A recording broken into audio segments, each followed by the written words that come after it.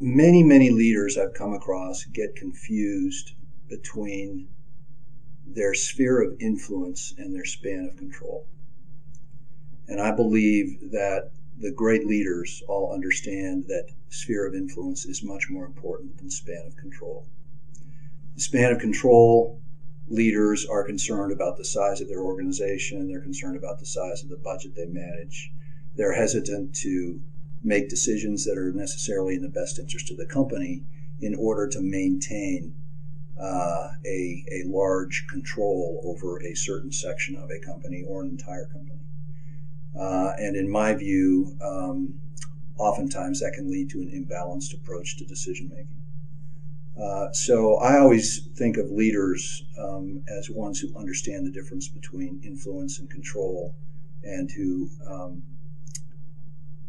are heavily weighted towards the side of exercising their own influence through wisdom and engagement.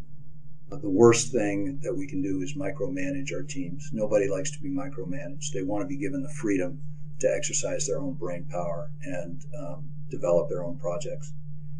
As a leader, I want to challenge my team and not demand of them. People who are challenged will always perform better and provide more energy and effort to an initiative than if you've given them an assignment and demanded that they complete it by a certain date and time. That, in my view, the most important thing you can do as a leader is to ensure that every single individual that reports to you feels as though they're respected, that they're valued, and that they're heard.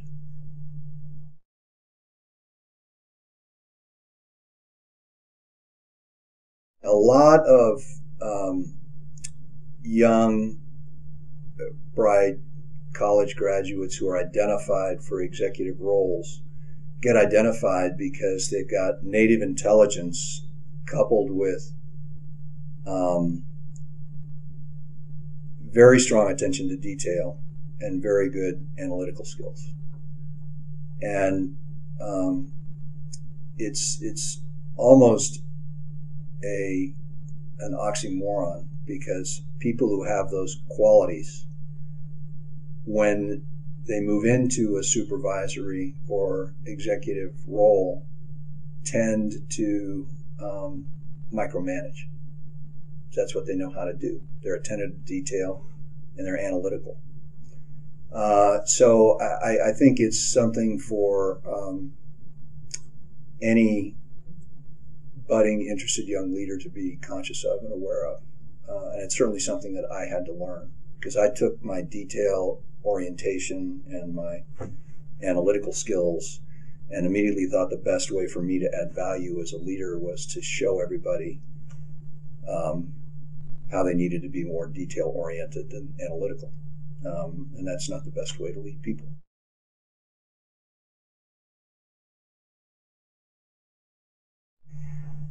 I may invest in a very early stage company where we know full well that we're going to have to add people to the management team. The reason I would invest in a company like that is because they have very promising technology and a strong technologist and a strong visionary behind how that technology can become commercialized. We also invest in later stage companies, and in that case, I'm looking for a reasonable amount of synchronicity among the managing team. Before we invest, we'll meet with managing team members. But mostly what I look for is that the leadership qualities I've talked about today in the CEO. If the CEO has those leadership qualities and they've got real passion for the business, deep knowledge of the business, that's always a great sign.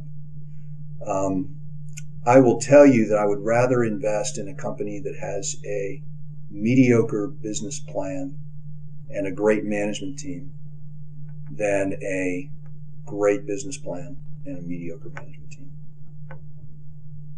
They will always outperform.